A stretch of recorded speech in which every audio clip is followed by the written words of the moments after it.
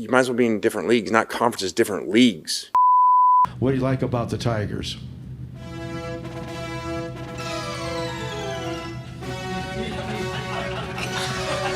Not a whole lot. 1-2. Here it is. That's line back up the middle. Corio will hit third. He'll be waved.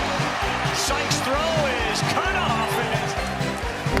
And now the fourth. Pretty well to the gap going over now is Corio. And he reaches up. They do it again 0-2. Really? Hard strike.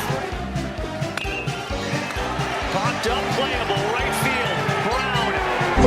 And a special K performance for Cade Anderson. That ball is smoked on a line. He came in. It's over his head. Alexander came in and it drove over his head. That ball laced into left field and gets down. Brown is in. Jones hits third. He's coming in. And Corio lines one up the middle. It gets down. Here's Hernandez. Here's Stanfield. And Derek Corio. This could be two and the game. Dickinson. Milam. That's it. Tiger Town is Title Town again. I predicted something close to this some time ago that I can't seem to remember. Let's take a flashback for a moment and see, shall we? Which is why I'm looking at Coastal Carolina and LSU to face off for the national title game.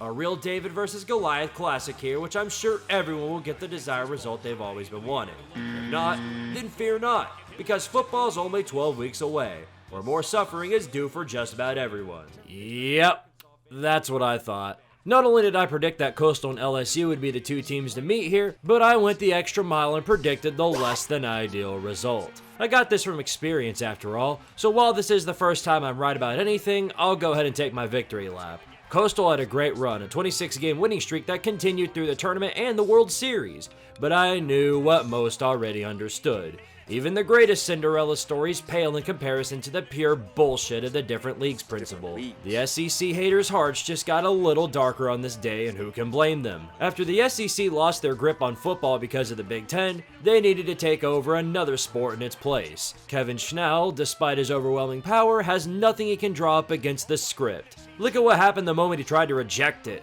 What hope do you have against an overly egotistical ump named Angel? None.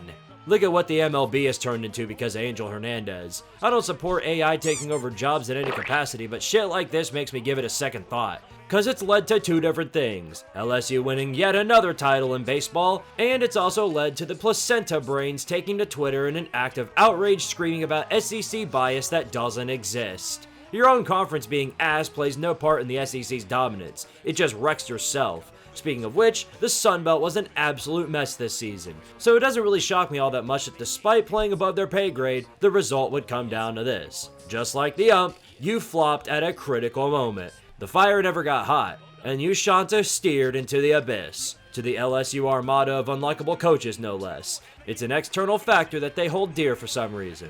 All that had to be done to prevent this was for Charles Dalavan to catch the damn ball.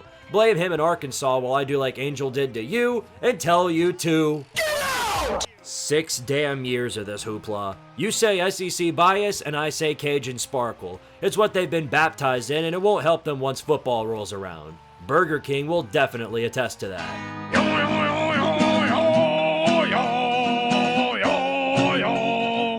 Football. And to think you all fired this man for him.